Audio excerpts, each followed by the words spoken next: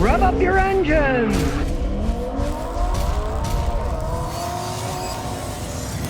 Randy Ramirez says, Scotty, what dictates your YouTube schedule? Well, it's a very good question.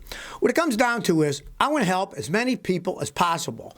So I always try to pick subject matters that are of interest to people that will cover problems that a lot of people can have. Now, I can't deal with them all. I used to actually answer all the questions people gave me. I answered over 1 million questions, but I can't do that anymore. I mull it over. I think about it. I dream about it, and I see what would make a good topic when I'm making a video and what's available. Who needs the most help? I pick the ones that make the most interesting videos that can help the most amount of people. So, I'm not going to be making too many 911 Porsche videos. There aren't that many out there, right? So I'll make them on the vehicles that people have, especially the ones that they have problems with. And I'm always filming videos. That's just the way that it goes. The only day I'm not filming is Sunday.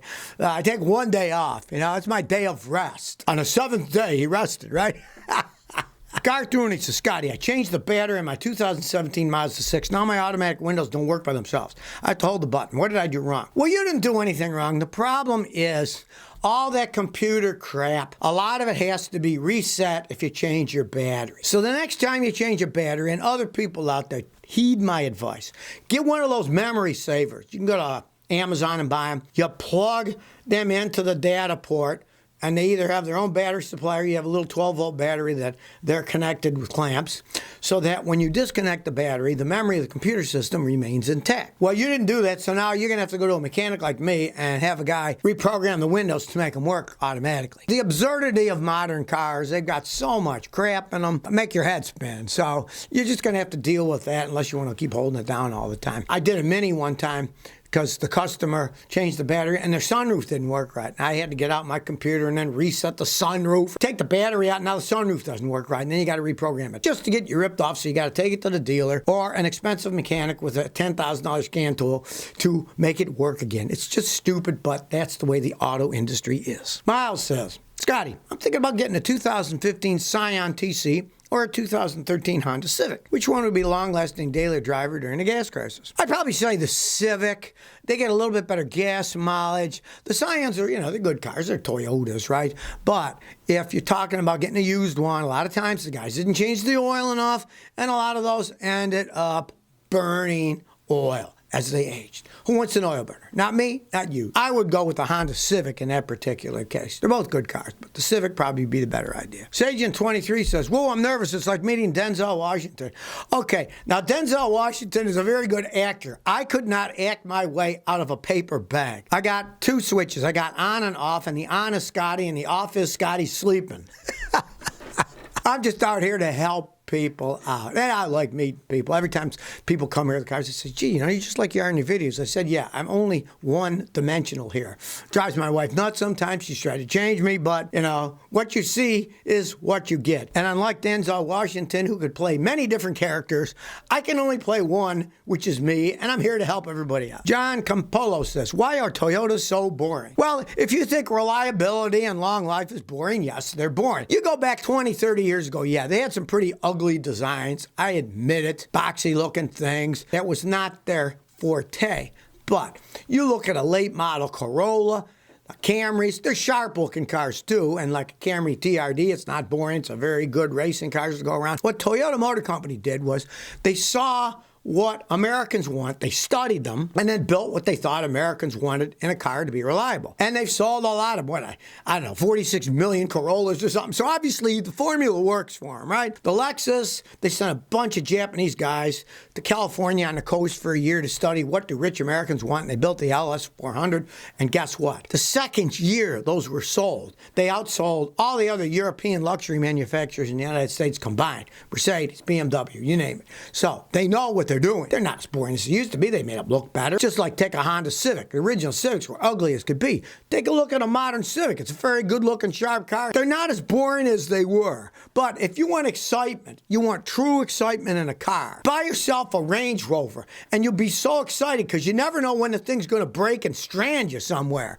And who knows what things are going to happen if you're stranded in a bad part of town in the middle of the night in an expensive vehicle.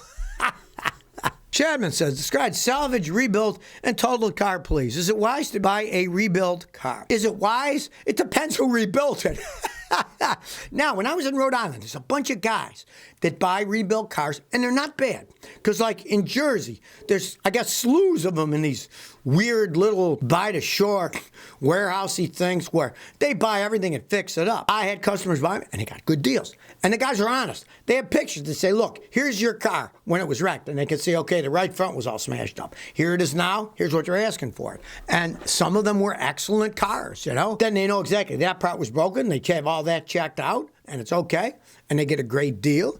Understand, there's a lot of profit in the body business. They're fixing it for probably 15, 20% of what you're going to pay them to fix it. So then they got a lot of room to make a profit if they sell you the car.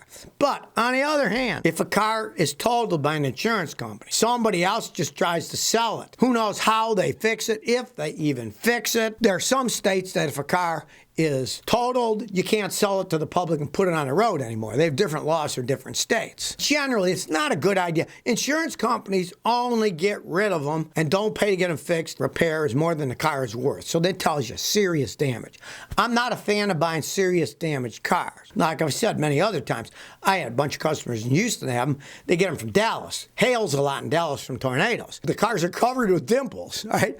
They totaled them because the body work would cost more than the car's worth, but they run perfectly fine. They just have a bunch of dimples on. So it depends on what happened. As a general rule, if you don't know what happened to the car, I'd stay away from them because cars are all electronic. And if they were flooded, wrecked, the electronic damage sometimes can take months or even a year before it shows up. And then you're stuck with a car that a mechanic says, man, this car's electronics are shot because it was in a wreck. And then you got a car that's worth nothing. JJ Classic says, Scotty, is a 2006 Nissan Titan any good two-wheel drive? Yeah, they're decent vehicles. You know, you get them with that big old V8 engine. They got a lot of power to them. I got a customer that runs a moving business. He's got two of them, pulls all kinds of giant trailers, moving people around. He likes it. Now, realize, you get any pickup truck like that with a V8 gas engine, it's going to get crap gas mods. That's just how they go. Realize, what do you want? What do you want to get? You want power and pulling? Yeah, but if you want gas mileage, you don't want to buy any V8 pickup truck because they're all gas hogs. Kenneth says, will worn shocks and struts damage my steering rack? If they're really worn out, yes, because your tires are supposed to stay on the road. The shock absorbers are supposed to absorb the shock so your tires don't bounce off the road. Well, if they're shot, they're bouncing. And the steering rack has outer tie rods that are on the suspension system turning the wheels. And if they're being pulled like this all the time when you hit bumps, of course, it can eventually damage the rack. If you really hit a lot of potholes and the shocks are shot, they'll go so high they could actually snap your tie rods right off or bend them. I've seen them bent. So yeah, it's not a good idea if you have really worn out shocks. Now, I'm not talking about ones that maybe make a little noise. I'm talking about ones that are shot and you hit bumps and they bounce up and down like a van in an old Porky Pig cartoon bouncing up and down. They have to be pretty well shot to do serious damage. Generally, long before that, you'll see the tires are wearing on even, you know, it's time to do something because you're going to be ruining expensive tires too. YouTube says, Scotty, do brake dust shields really serve a purpose? Are there pros or cons? All right, they're on there to keep crap off of your brake rotors, and they do serve a purpose. One of their main purposes is to keep a bunch of water from getting on them.